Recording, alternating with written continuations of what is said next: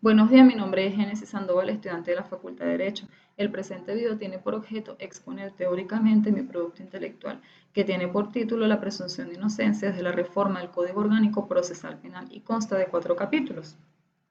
Capítulo 1. Relacionado con la perspectiva de la realidad, el cual le permite al investigador delimitar la existencia de una problemática desde el principio de presunción de inocencia, en la que se desarrolla un interrogante de la investigación con el designio de edificar los objetivos de la investigación, el alcance de las mismas, su justificación y trascendencia. En el capítulo 2, identificado con el contexto teórico, en la que a su vez se subdivide en los antecedentes de la investigación, bases legales y bases teóricas. Asimismo, se desarrolló el capítulo 3, que atañe a la metodología empleada y refleja el tipo de investigación, métodos, técnicas de recolección de información, análisis de datos y procedimientos. Por último, el capítulo 4, al que se refiere a las consideraciones finales. El derecho penal es aquella ciencia sancionadora encargada de regular aquellas conductas indecorosas que guardan como propósito flagelar los estándares sociales. Es por ello que el Estado ha configurado una serie de normativas con la finalidad de aplicar, codificar, segmentar todas las disposiciones contenidas en el ordenamiento jurídico, como lo es el Código Orgánico Procesal Penal, el encargado de normalizar las actuaciones judiciales. Ahora bien, emergen ciertas disyuntivas que dificultan su aplicación, elementalmente por contener aspectos incisivos que coliden inexorablemente con la Constitución de la República Bolivariana de Venezuela. El primero de ellos lo exterioriza el recurso de apelación bajo el efecto suspensivo. Por lo tanto, se, se aclara que el recurso es un mecanismo de impugnación de las decisiones judiciales, la cual pretende repudiar cualquier animadversión que sea contraria a los cimientos del derecho. En tal sentido, el efecto suspensivo que deriva de la apelación faculta al titular de la acción penal de ejercerlo. Esto con la finalidad de suspender la decisión del juzgador que declara la libertad del encausado. Esto evidentemente contradice los preceptos constitucionales, considerando que la Constitución de la República Bolivariana de Venezuela establece en su artículo 44, numeral 5, ninguna persona continuará en detención después de dictada su orden de excarcelación, por lo que resulta alarmante cómo los juzgadores se adhieren al Código Orgánico Procesal Penal por encima del contrato social, pudiendo privar de libertad a una persona nuevamente cuando no existen suficientes elementos probatorios que lo incriminen. La segunda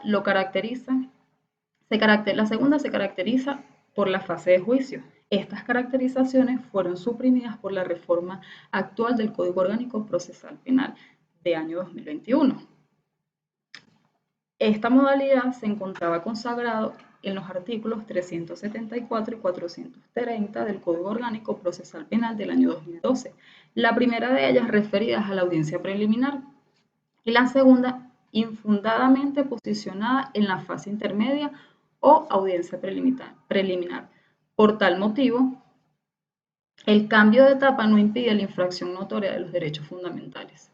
Por otro lado, la reforma del Código Orgánico Procesal Penal soslaya que es un factor elemental en la personificación del proceso judicial. Esto lo constituye la sentencia 526 del 2001, prorrumpida por la Sala Constitucional del Tribunal Supremo de Justicia, la cual funge como instrumento para convalidar las extensiones ajustadas a los contrastes del texto fundamental, permitiendo el abuso masivo de las actuaciones ilegítimas y considerando que los juzgadores avalan aprehensiones desajustadas a las bases constitucionales. Asimismo, surge la presente interrogante de la investigación. La reforma actual del Código Orgánico Procesal Penal refrenda el resguardo de la presunción de inocencia. Objetivo general: analizar la presunción de inocencia desde la perspectiva de la reforma del Código Orgánico Procesal Penal. Objetivos específicos: describir los principios procesales que salvaguardan la efigie del encausado. Examinar la constitucionalidad de la sentencia 526 de la Sala Constitucional del 2001 sobre la presunción de inocencia y determinar la incidencia del efecto suspensivo en audiencia preliminar sobre el principio de presunción de inocencia. Por otro lado, el capítulo 2 se refiere al contexto teórico en el que se grafican este orden de ideas. donde se referenciaron 3 antecedentes. Y asimismo se establecieron las bases teóricas a los efectos de la respuesta a cada objetivo delineado.